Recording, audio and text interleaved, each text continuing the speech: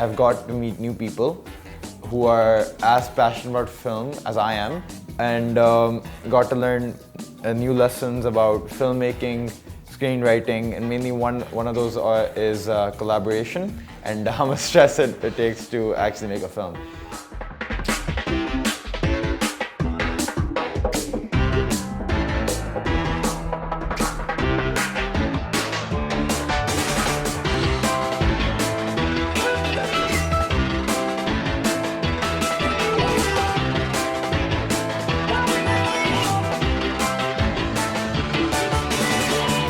I learned a lot of important aspects of filmmaking, such as building narrative and adding structure to a film.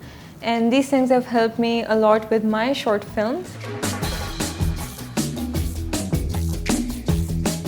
Social Lens is really helping me in my filmmaking skills. As an actor, you really need the filmmaking basics and the concepts, because some actors do filmmaking and do become producers, and this is something that I would like to thank Social Lens and Sir Sarmat Kus and Ms. Kavil Kusert for this opportunity, and also about how they're helping me make my film, which is about depression in teenagers. So thank you.